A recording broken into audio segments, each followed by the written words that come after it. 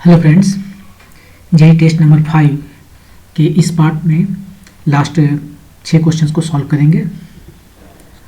Question number 20 electromagnetic wave से है।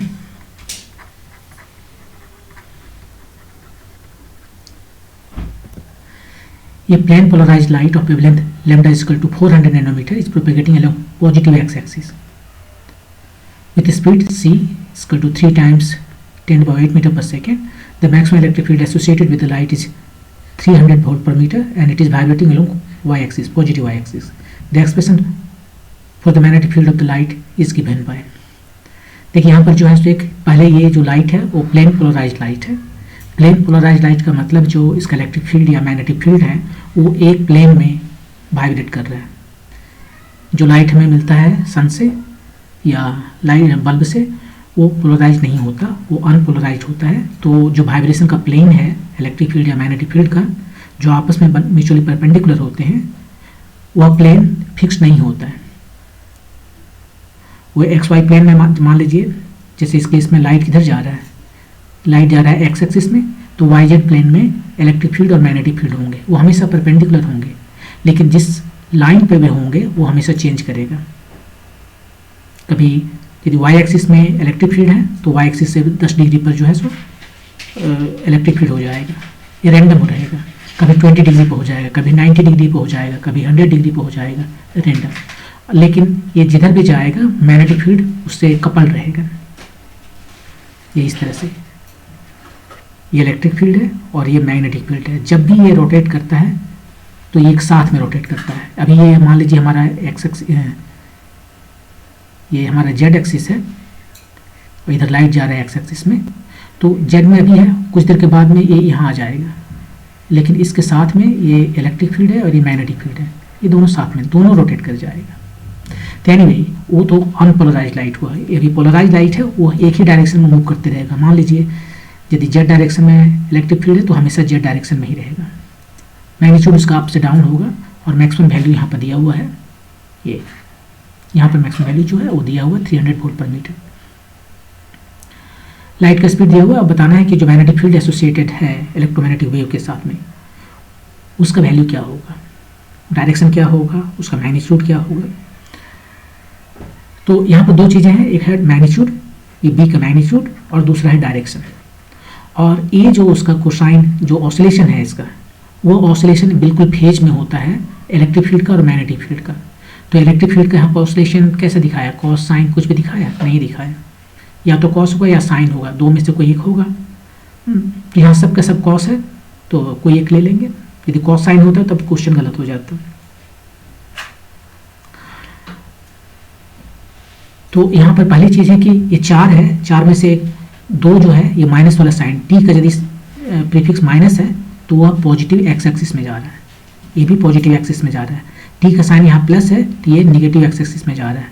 यह जो है सो पॉजिटिव एक्स एक्सिस में है, ये भी पॉजिटिव एक्स एक्सिस में है, ये दोनों निगेटिव एक्स एक्सिस में है। क्वेश्चन में जो बोला है वो किधर जा रहा है, पॉजिटिव एक्स एक्सिस में जा रहा है। इसका मतलब है कि आंसर जो है ये दो में से कोई एक होगा, या तो ये होगा या ये होगा, ये दोनों नहीं होगा। अब ये दोनों में जो है आप देख सकते हो कि उसका मैग्नीट्यूड जो है वो अलग अलग है। मैग्नीट्यूड निकालने के लिए कैसे निकालेंगे, दो चीज़ें यहाँ पर है, एक है मैग्नीट्यूड और एक है डायरेक्शन। मैग्नीट्यूड निकालने के लिए बी और ई में रिलेशन है। बी जो है सो ई बाय सी होता है, तो इसका पीक वैल्यू भी, दोनों का पीक वैल्यू इस तरह से रिलेटेड है। तो बी नॉट का वैल्यू कितना हो जाएगा, यहाँ पे बी जो लिखेंगे कैसे लिखेंगे, बी लिखेंगे B0, कॉस सब है तो कॉस ले लेंगे, साइन भी ले सकते हैं। यहाँ पर इसको ऐसे लिख सकते हैं, इसको कैसे लिखेंगे, यहाँ पर सब तो सेम ही है यहाँ पर, तो हमें ज़्यादा कैलकुलेशन करने की ज़रूरत नहीं है, वरना हमें लिखना पड़ेगा ओमेगा टी माइनस के एक्स, उसको उल्टा करके के एक्स माइनस ओमेगा टी। और यही सेम चीज़ जो है इसको ऐसे लिख सकते हो ना आप, कॉस के को लिख सकते हो 2 pi by something, 2 pi by lambda, x minus 2 pi by T, वो हो गया फ्रीक्वेंसी, टाइम यहाँ टी हो गया। ये हुआ, और इसी को हम लिख सकते हैं बी नॉट कॉस 2 पाई अलग कर दिए तो यहाँ पर आ गया x by lambda minus T by capital T या एफ टी।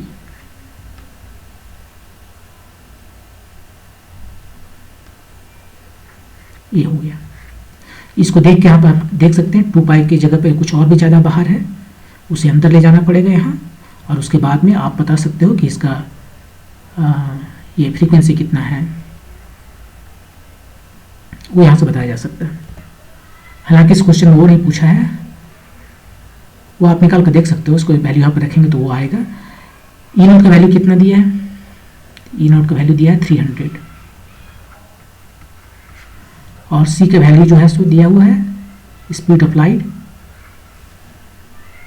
ये दिया हुआ है 3 टाइम्स 10⁸ मीटर पर सेकेंड, तो ये हो गया आपका 10⁻⁻6,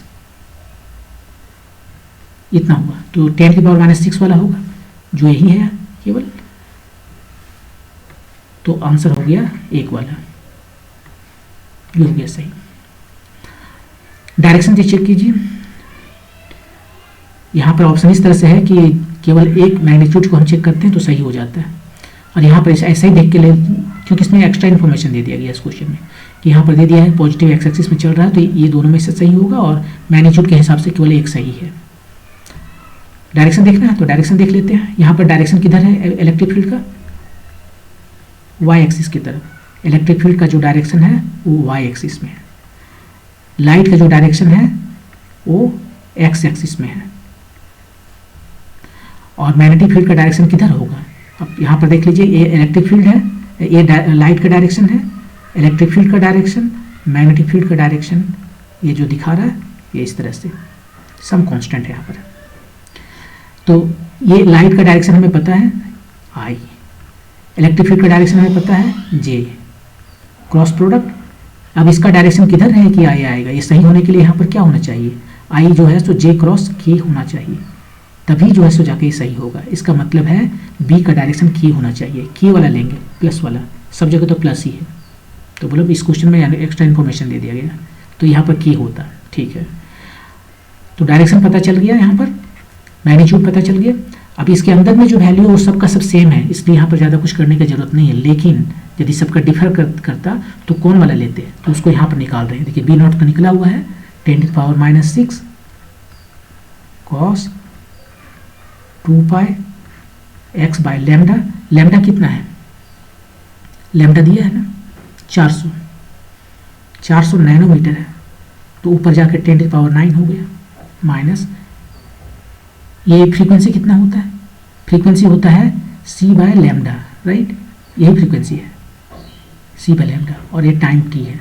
इसका वैल्यू रख दीजिए और आपको जो भी है वो आ जाएगा पूरा का पूरा। ये कितना आया, ये 2 तो 0 चला गया, 10⁻7 आया, तो 2.5 टाइम्स 10⁻, 2 0 वैसे चला गया, 3 0 6 आया यहाँ पर।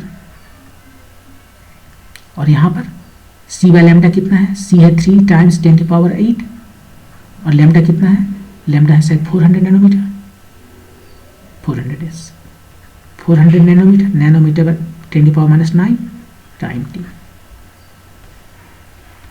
10⁻⁻6 cos 2 पाई, ये आ गया 2.5 टाइम्स 10⁻6 एक्स माइनस ये कितना आ गया, 3 को 6 से डिवाइड करते हैं 0.75 हुआ, 2 और ये कितना हो गया 7 हो गया, -7 8 15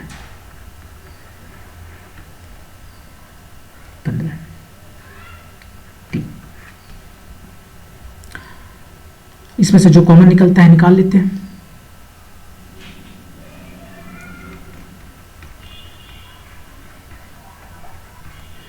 ये पूरा का पूरा बाहर कर लेते हैं, इसको बाहर इससे मल्टीप्लाई कर देंगे बाहर करके, तो ये हो गया 5 टाइम्स 10⁻6, पहला टर्म x केवल बचा, यहाँ से 2.5 बाहर करते हैं, और यहाँ पाई नहीं है, पाई होना चाहिए था, नहीं पाई वहाँ नहीं है, हाँ पाई वहाँ नहीं है, अच्छा, यहाँ से तो 2.5 बाहर करना है, तो यहाँ कितना आया 0.3, और 10⁻6 बाहर करना है तो ये कितना आया 90। यही है आपका वैल्यू। फाइनल जो है सो इसको सिंप्लीफिकेशन करते हैं, फाइनल सिंप्लीफिकेशन। ये पाई तो यहाँ रहेगा ना, 2.5 टाइम्स 2 पाई हुआ और पाई रहेगा, 5 पाई times 10⁻⁻6 plus 6 x minus 3 times 10⁸ t। Simplify कर दिए, ये आपका फाइनल आंसर है, 3 टाइम्स 10⁸ फाइनल आंसर है। तो इस तरह से भी आप इसको बना सकते हैं, लेकिन इस क्वेश्चन में ज़रूरत से ज़्यादा इंफॉर्मेशन दिया हुआ है और इसलिए आंसर बहुत पहले ही पता चल गया। ओके, मूव करते हैं नेक्स्ट क्वेश्चन पे। ये सेक्शन बी का क्वेश्चन है। यहाँ पर 4 मल्टीपल आंसर्स नहीं दिए हुए हैं, आपको आंसर इंटीजर के फॉर्म में लिखना है या जो नियरेस्ट इंटीजर आए उस फॉर्म में लिखना है। तो पहले क्वेश्चन हीट एंड थर्मोडायनेमिक्स से है। ये क्वेश्चन क्या कह रहा है, ये क्वेश्चन कह रहा है कि एक स्टेट पॉइंट है P0 V0, यहाँ पर है स्टेट पॉइंट ये, इसका प्रेशर है P0 और वॉल्यूम है V0।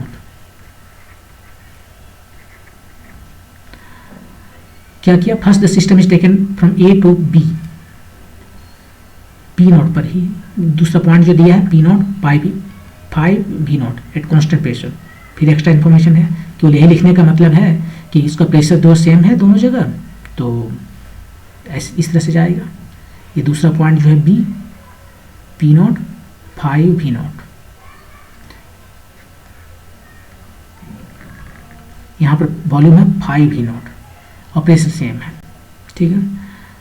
ये एक्सपेंशन हुआ, पहले ऐसे गए, उसके बाद किया now the system is taken to another state point at constant volume.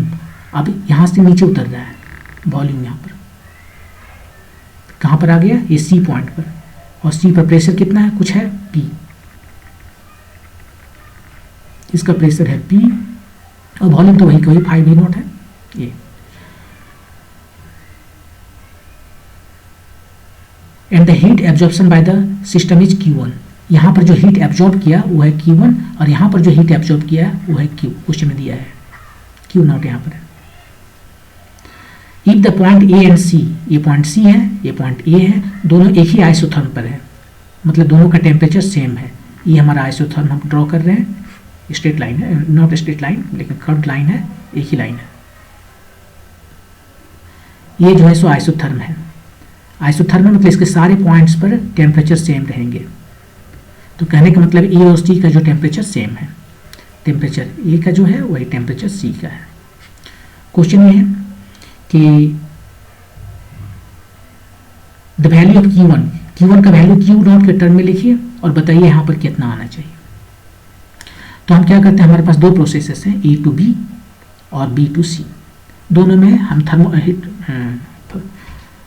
First of thermodynamics लगाएंगे और उसके बाद देखेंगे। ए बी प्रोसेस में देखते हैं, हमने कुछ हीट दिया, उस हीट को क्या किया उसने, उस हीट को लेके अपना कुछ टेम्परेचर रेज किया, मतलब उसका इंटरनल एनर्जी बढ़ा और कुछ काम करेगा। कितना काम किया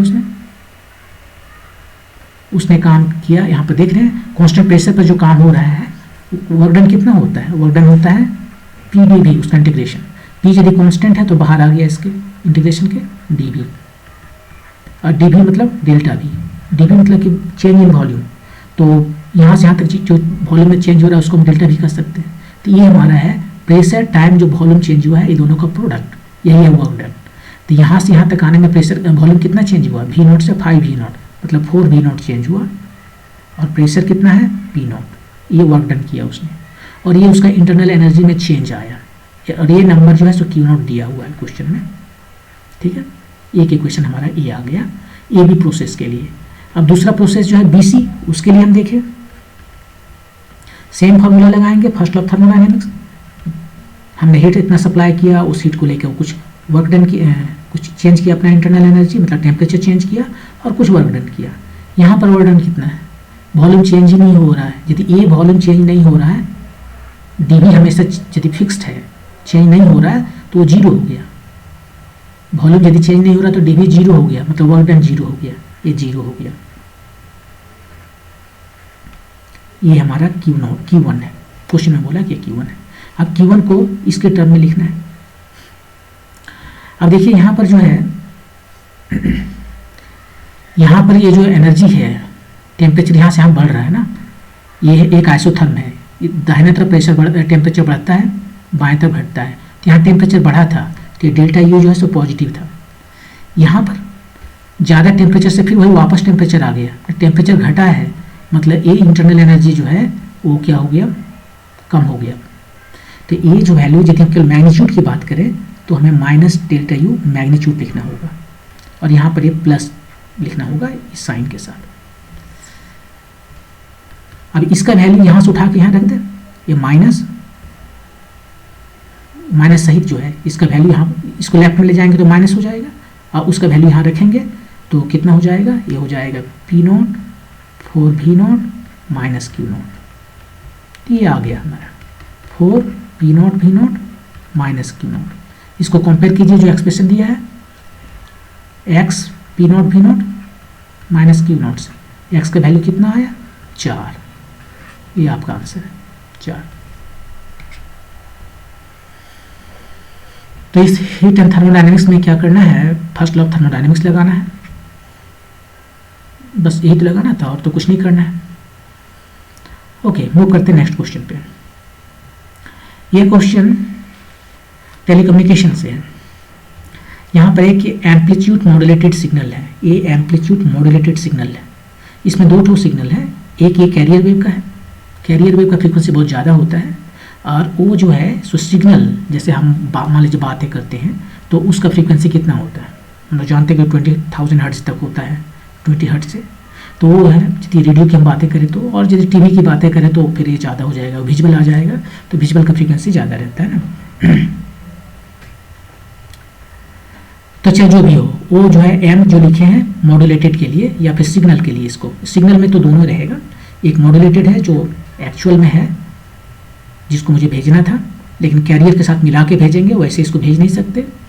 तो इसमें जो है सो पूछा कि अपर साइड बैंड का वैल्यू कितना है, इसने दिया है यहाँ पर कुछ, और एक्स का वैल्यू पूछ रहा है।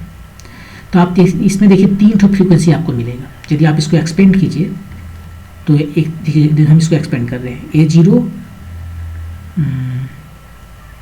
cos 2π fct, एक ये हुआ, और दूसरा यहाँ पर इसको मल्टीप्लाई किए तो A0 times m cos 2π fmt plus 5, और दूसरा है cos 2π fct। इसको नीचे 2 से और ऊपर 2 से मल्टीप्लाई कर दिए, और इस 2 को हम यहाँ ना लिख के यहाँ लिखे, और अब बोले कि ये जो है हमारा 2 cos A cos B, इसको हम क्या लिख सकते हैं, इसको हम लिख सकते हैं cos A plus B plus cos A minus B, ये लिख सकते हैं, वही यहाँ लिखने जा रहे हैं। ये जो है सो तो है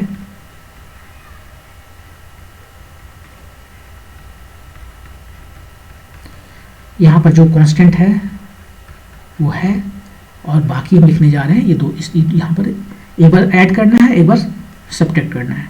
तो ऐड करने चले, ये दोनों को ऐड कीजिए तो कितना आया 2π t fm plus fc plus 5, एक आ गया, और दूसरा चीज़ को बाद में करेंगे, प्लस सब्ट्रैक्ट करना है 2π t fc minus F M लिखे या F M minus F C लिखे, कोई फर्क नहीं, क्योंकि कोसाइन है, और कोसाइन में हमें पता है कि cos minus theta cos theta होता है, तो यहाँ पर प्लस माइनस लिखे हमें कोई फर्क नहीं पड़ता, ये माइनस हो जाएगा, तो एफ सी पहले लिखे हैं तो माइनस हो गया, ये हमारे पास आया। तो हमारे पास कितना ऑसिलेटरी टर्म है, ये ऑसिलेट कर रहा है कोसाइन टर्म है, ये ऑसिलेट कर रहा है कोसाइन टर्म है, ये ऑसिलेट कर रहा है कोसाइन टर्म है, तो 3 ठो ऑसिलेटरी टर्म है, तो 3 ठो हमारे पास फ्रीक्वेंसी है। इसका फ्रीक्वेंसी कितना है एफ सी, इसका फ्रीक्वेंसी कितना है एफ सी प्लस एम, और इसका फ्रीक्वेंसी कितना है एफ सी माइनस एम। इसको यदि हम इस तरह से लिखें, एफ सी बढ़ रहा है, इधर एफ बढ़ रहा है, तो एफ सी कहीं पर यहाँ है बीच में, एफ सी प्लस एम कहाँ है, यहाँ पर है, और F C minus F M कहाँ है, वो यहाँ पर है। ये ऊपर में है, ये अपर बैंड हो गया, साइड बैंड, ये लोअर साइड बैंड हो गया, तो ये हमारा है अपर साइड बैंड, ऊपर वाला साइड बैंड। और ये जो बैंड है, यही बैंड है, ये लोअर साइड बैंड हो गया। और ये जो गैप है दोनों के बीच में, यहाँ से यहाँ तक, वो हो गया bandwidth, B W, bandwidth. Bandwidth कितना हो गया, इसमें से इसको माइनस कर देते हैं, ट्वाइस ऑफ एफ एम, ये बैंड विड्थ हो गया। तो इस क्वेश्चन में जो है सो अपर साइड बैंड पूछा था, ये वाला F C plus F M, F C plus F M होना चाहिए, F C plus F M होना चाहिए। तो एक्स का वैल्यू क्या होना चाहिए, 1। ये कंफ्यूज करने के लिए ऐसा लिखा हुआ है ताकि आप समझो इसकी 2 होगा। तो ये टेलीकम्युनिकेशन का क्वेश्चन है और इसको इस तरह से बना सकते हैं। ओके, नेक्स्ट क्वेश्चन पर आते हैं। 2 आइडेंटिकल कैपेसिटर्स ऑफ कैपेसिटेंस, ये कैपेसिटर से है, इलेक्ट्रोस्टैटिक से है। क्वेश्चन क्या है, क्वेश्चन ये है कि 2 हमारे पास कैपेसिटर है, दोनों का कैपेसिटेंस 100 माइक्रोफैराड आइडेंटिकल है। एक को 2 वोल्ट से और दूसरे को 3 वोल्ट से कनेक्ट कर दिया गया है।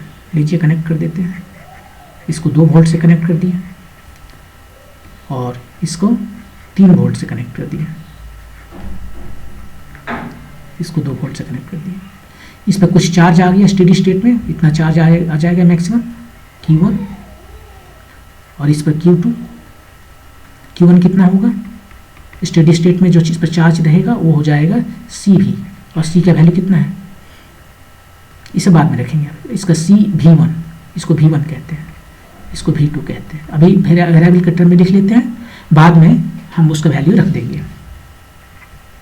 यहाँ पर चार्ज कितना है, C2 V2, C तो दोनों का C ही है तो C लिखते हैं, ठीक है।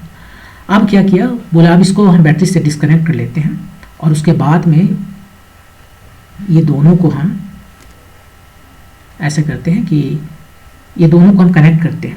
कैसे कनेक्ट करते हैं, कनेक्ट ऐसा करते हैं कि एक कैपेसिटर का पॉजिटिव प्लेट जो है दूसरा कैपेसिटर के नेगेटिव प्लेट से कनेक्टेड हो। यहाँ पर नंबर देते हैं, नंबर 1, नंबर 2, नंबर 3, नंबर 4। ये वाला प्लस है, ये वाला माइनस है, ये वाला प्लस है, ये वाला माइनस है। 1 और 3 जो है प्लस है प्लेट है, और 2 और 4 जो है सो नेगेटिव प्लेट है। तो पहला का पॉजिटिव जो है वो दूसरे का नेगेटिव से हम कनेक्ट करते हैं, मतलब ये 4 और 3 हो गया। ये नंबर प्लेट नंबर दिए हुए हैं ऐसे।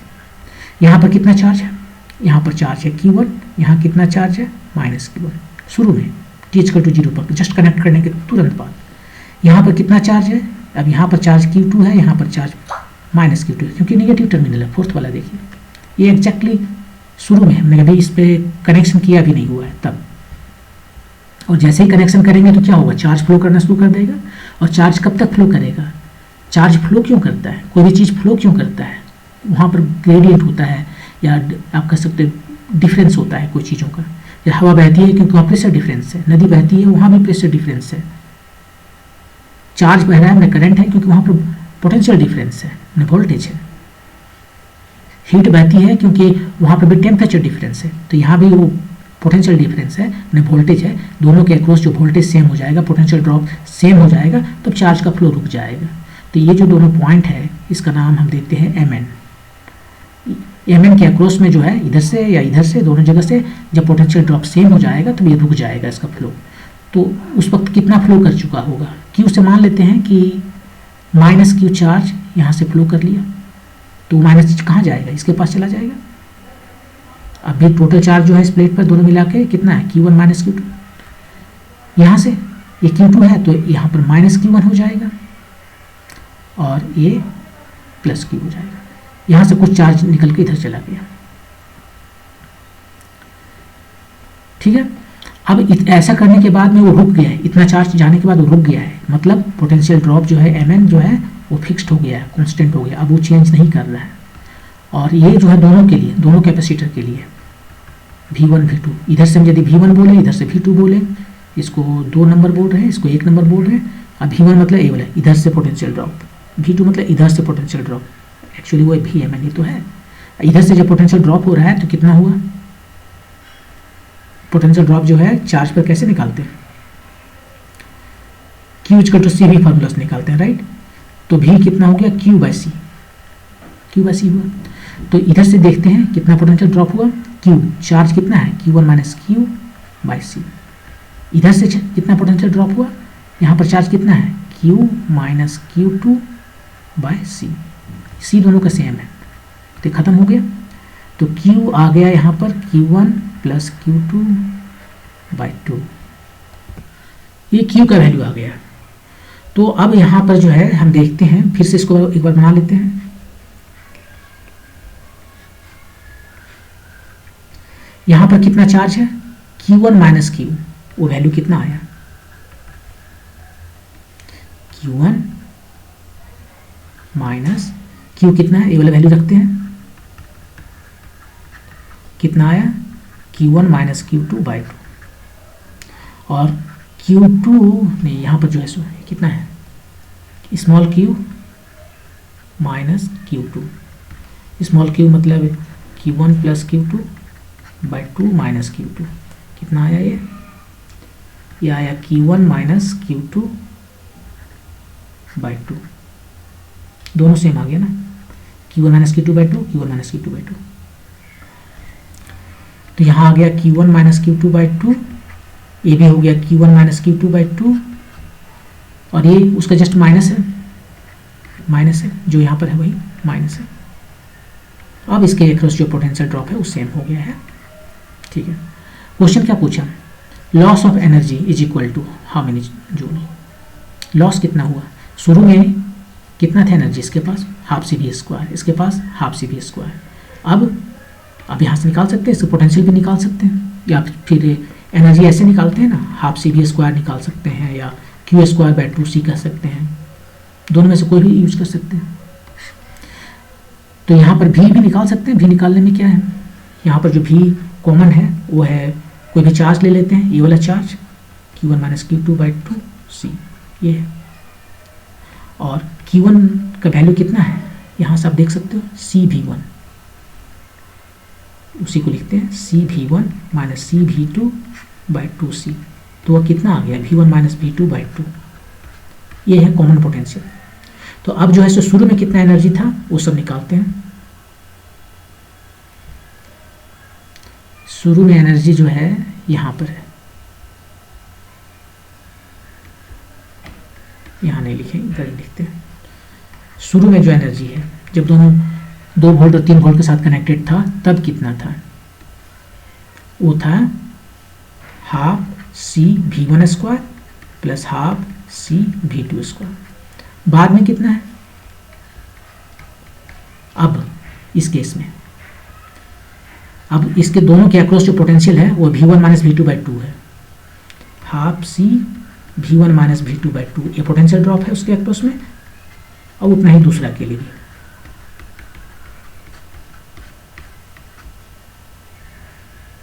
डिफरेंस कितना आया, लॉस कितना हुआ, लॉस का मतलब है शुरू में इतना था अब इतना है तो इतना लॉस हो गया, तो इसमें से इसको माइनस कर देना है, हाफ सी ये कॉमन कर लिए V1 square plus V2 square minus यहाँ से हाफ सी कॉमन कर लिए, क्या बच गया V1 minus V2 whole square by 2 whole square, और ये दो तो सेम है, 2 से मल्टीप्लाई कर दिए।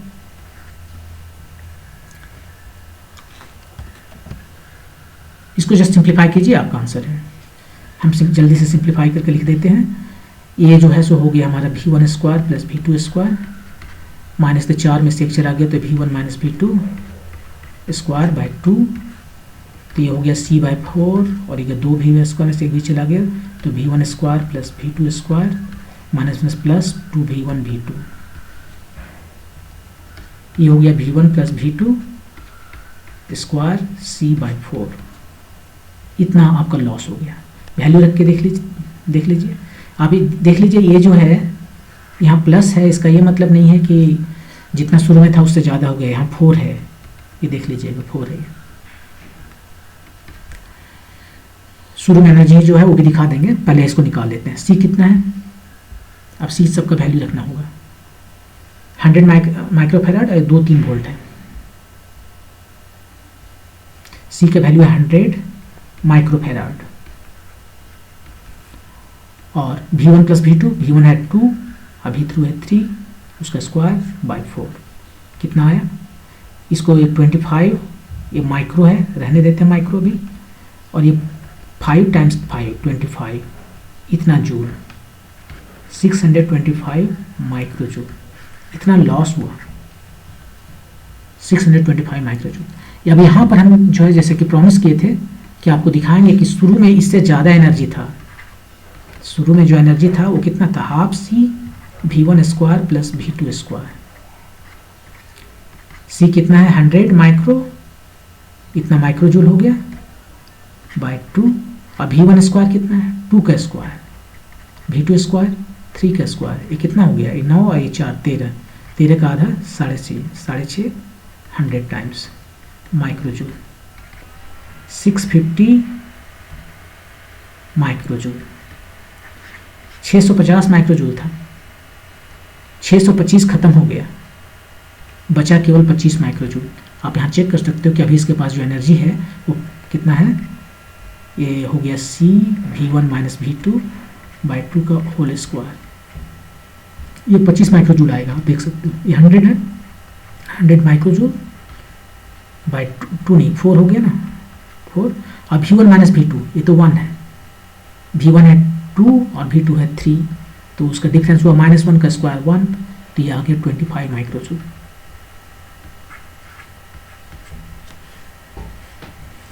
एग्जाम में नंबर बैठा कर ही कैलकुलेशन करने में ज़्यादा आसान है, क्योंकि यहाँ पर देखिए तुरंत पता चल गया 25 माइक्रो जूल, इतना लंबा कैलकुलेशन करने में ज़्यादा टाइम खाएगा। और यहीं पर यदि हम पहले बैठा देते इसका UI भी यहीं पर, वो तो निकाला यहीं पर देखिए 650 माइक्रो जूल, ये 650 ये 25, तो 625 चला गया, लॉस हो गया। तो इस तरह से आप इसे निकाल सकते हैं। ओके, मूव करते हैं नेक्स्ट क्वेश्चन पर, क्वेश्चन नंबर 24। यह इलेक्ट्रोमैग्नेटिक इंडक्शन का क्वेश्चन है।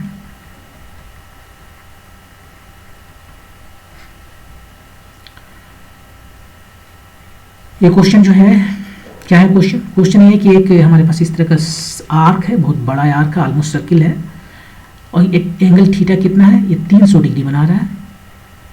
तो इधर का एंगल कितना हो गया 60 डिग्री, और यदि यहाँ पर हम इसको मिला दें तो ये हो जाएगा 30, ये हो जाएगा 30, नेक्स्ट बीच में ले गए हैं इसको, बीच में, और बीच में ले गए हैं तो ये 90 डिग्री होगा। ये जस्ट ज्योमेट्री है, high school geometry, actually school geometry. और ए एंगल हो गया 60 डिग्री, 60 नहीं 30, दोनों मिलाकर 60 है, तो ये हो गया 30, और ये भी हो गया 30। और ये जो है सो किस स्पीड से जा रहा है, सब का सब जो है सो 2 मीटर पर सेकंड के स्पीड से जा रहा है। यहाँ पर एक नेटवर्क है रजिस्टर्स का, ये 1 ओम, 2 ओम, 4 ओम, 8 ओम, 10 ओम, सबको मिलाकर यदि हम इसका इक्विवेलेंट रजिस्टेंस निकालें तो कितना आएगा, सबको मिलाइए। देखिए ये दोनों पॉइंट के बीच में ये और ए सब पैरेलल में है, ये दोनों जो सीरीज में है तो कितना हो गया 4 1 5 हो गया, ये 10 है और ये भी 10 है, तो ये इस तरह से एक तरह 1 2 3 ऐसे है, ये है 10, ये है 10 और ये है 5, ये दोनों मिलकर कितना हो गया, पैरेलल में है, इक्वल है, तो उसका हाफ हो जाएगा, तो दोनों 10 मिलकर हो गया 5, और ये 5 और ये 5 दोनों जो है फिर पैरेलल में है। मैंने आप इसको ऐसे सोच लीजिए, ये 5 और ये 5 हो गया,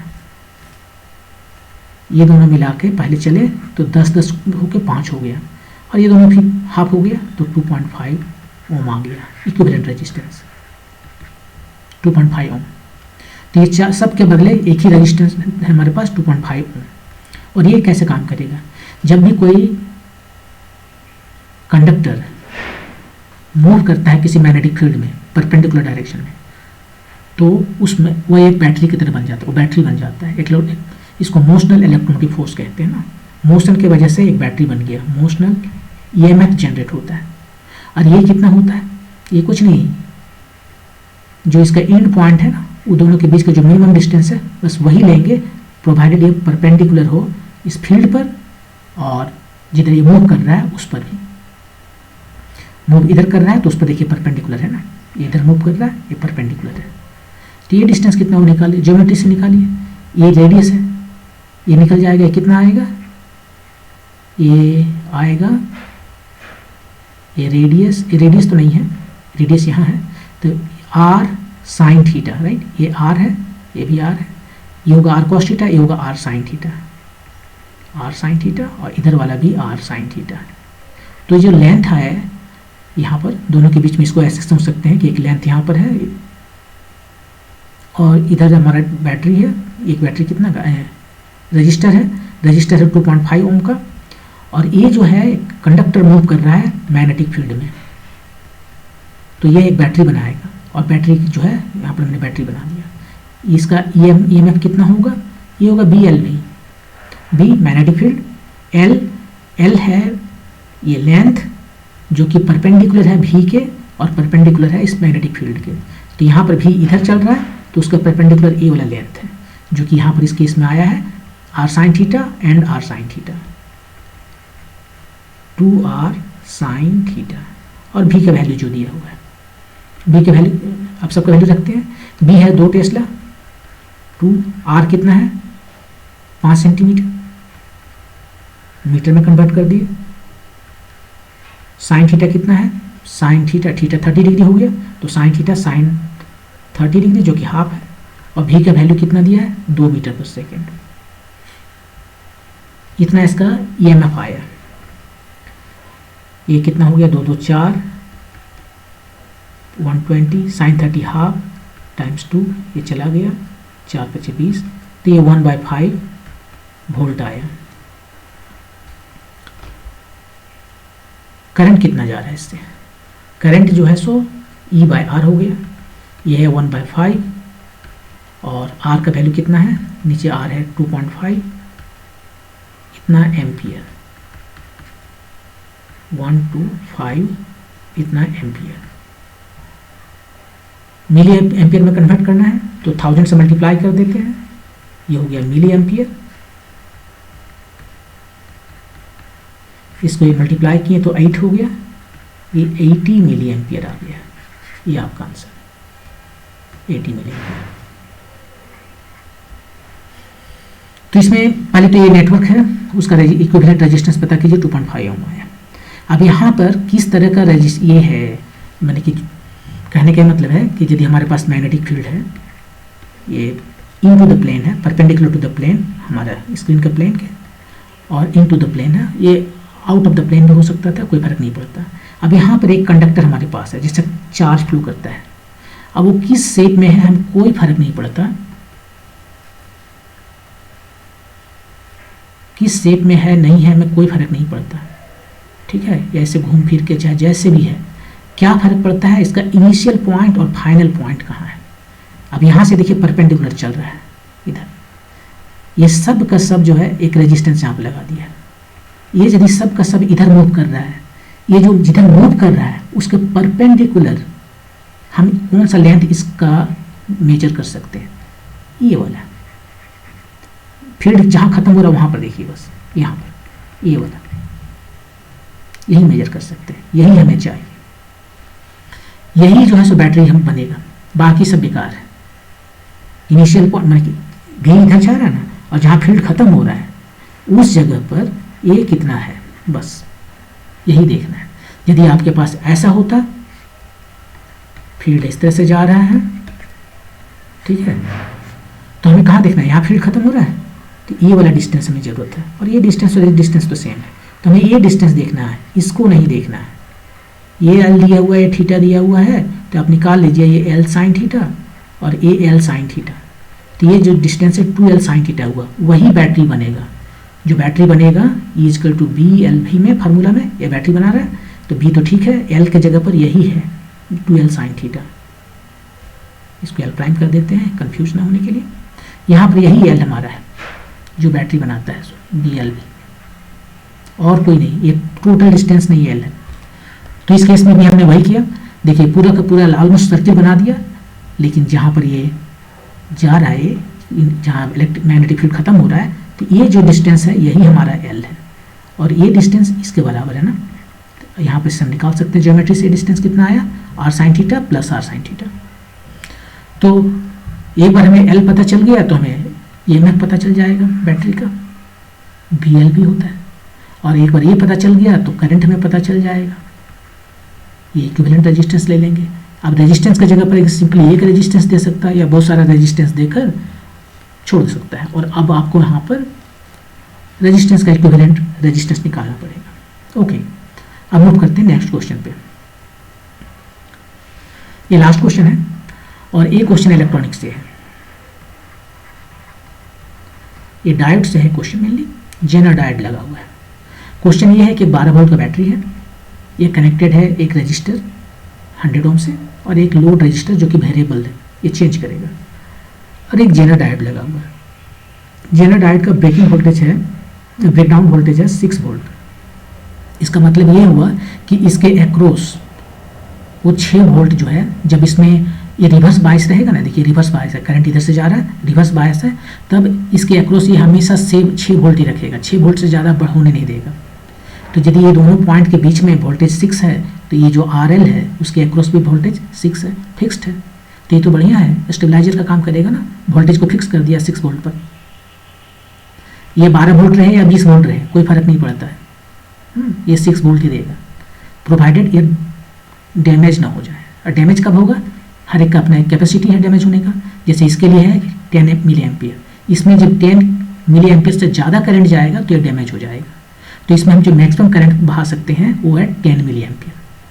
क्वेश्चन ये है कि RL का मैक्सिमम वैल्यू क्या होगा। RL का मिनिमम देते जाएंगे कोई फर्क नहीं पड़ता, लेकिन इसका वैल्यू यदि हम RL का बढ़ाते जाएंगे, लोड जो है बढ़ाते जाएंगे, तो जो है एक समय के बाद में ये फ्यूज हो जाएगा, खराब हो जाएगा, ये डैमेज हो जाएगा। तो RL का मैक्सिमम जो है सो क्या दे सकते हैं, हीटर दें कि 800 हीटर जो है सो उसका रेजिस्टेंस बहुत ज़्यादा होता है, उससे ज़्यादा पावर का हीटर देंगे और ज़्यादा रेजिस्टेंस का हीटर देंगे, ऐसे बढ़ाते जाएंगे, एक समय में ये सर्किट को ख़राब कर देगा, मतलब यहाँ पर पहले डायोड को ख़राब करेगा। तो उसी RL मैक्स के बारे में बात करना है। तो देखिए ये जनरल डायोड है और इसका ब्रेकडाउन वोल्टेज है 6 वोल्ट, मतलब इसके एक्रॉस तो वोल्टेज हमेशा 6 है। यहाँ 12 वोल्ट है तो 6 तो इधर चला गया, तो बाकी 6 इसके एक्रॉस है, राइट। इसका नाम दे देते हैं कुछ ABC ऐसे। तो AB के एक्रॉस में कितना वोल्टेज है, ये टोटल के एक्रॉस में वोल्टेज है 12 है और 6 तो इधर है, तो इसके एक्रॉस जो वोल्टेज है वो तो 6 वोल्ट है। अब इस रेजिस्टेंस में हम ओम्स लॉ लगाएं। ओम्स लॉ कहता है कि यदि किसी के एक्रॉस वोल्टेज जो है सो V है तो उसमें जो करंट और रेजिस्टेंस है ये रिलेशन है। वोल्टेज 6 है, करंट कितना इसमें फ्लो कर रहा है, R है 100, तो यहाँ से I जो है हमें निकल आया 60 मिली एम्पियर।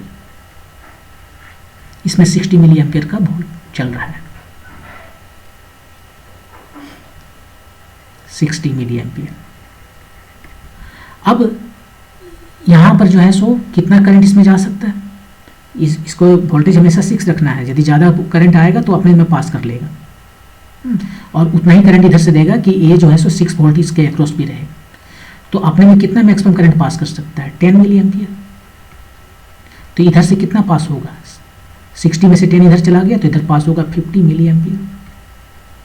और इसके एक्रॉस वोल्टेज कितना रखना है, जस्ट वही 6 वोल्ट जो यहाँ पर देख रहे हैं, ये 6 वोल्ट है, वही इधर से भी 6 वोल्ट है, ये दोनों पॉइंट के बीच ही तो है, 6 वोल्ट है। तो 6 वोल्ट यहाँ पर चाहिए, इसमें करंट जा रहा है 50 मिली एम्पियर। रेजिस्टेंस कितना है RL की वैल्यू आ गया 6/50 मिली एम्पियर, मिली का मतलब 10⁻³ इसको सिंप्लीफाई कीजिए, ये ऊपर जाके वो 1000 बन गया, ये नीचे 50 है, ये 20 बार में चला गया तो 120 ओम। RL का 120 ओम होगा जब मैक्सिमम करंट इधर से फ्लो कर रहा होगा। अब यदि इससे भी ज़्यादा RL का वैल्यू रखेंगे तो ये वोल्टेज बढ़ने लगेगा ना, 50 मिली एम्पियर आ रहा है तब तो ठीक है। अब 50 से ज़्यादा मिली एम्पियर आएगा तो वोल्टेज बढ़ जाएगा, जो कि जेनर डायोड नहीं होने देना चाहता है। तब वो क्या करेगा, जो एक्स्ट्रा है अपने से पास करेगा, बोलेगा तुम 50 ही जाओ, जो एक्स्ट्रा है मेरे तरफ से जाओ। जैसे कि मान लीजिए RL जो अभी कितना है 120, और 120 की जगह पर हम कर देते 240, डबल कर दिए, तो इसको कितना होना पड़ेगा, हाफ होना पड़ेगा, 50 नहीं, तब जो है सो 25 मिली एम्पियर चाहिए ताकि बी और सी के बीच में वोल्टेज मेंटेन रहे 6 वोल्ट। तो जो 25 यहाँ पर बच गया एक्स्ट्रा, वो क्या करेगा, बोलेगा मुझसे होकर चले जाओ। तो जो बीच में जा रहा था प्लस 25 मिली एम्पियर, लेकिन जैसे ही 10 मिली एम्पियर से ज़्यादा करंट इसमें फ्लो करेगा ये जल जाएगा, ये ख़त्म हो जाएगा। तो इसलिए इससे जो मैक्सिमम यहाँ पर लोड हम रेजिस्टेंस देंगे वो होगा 120, इससे ज़्यादा देने पर ये डैमेज हो जाएगा। तो ये हो गया 120। ये है आपका इलेक्ट्रॉनिक्स का क्वेश्चन और ये था टेस्ट नंबर 5। नेक्स्ट वीडियो में दूसरे टेस्ट का सॉल्यूशन लेकर आएंगे। 4 हो गया है, टेस्ट नंबर 4 कर दिए हैं, टेस्ट नंबर 5 कर दिए, टेस्ट नंबर 3 को लेके आएंगे। Thank you.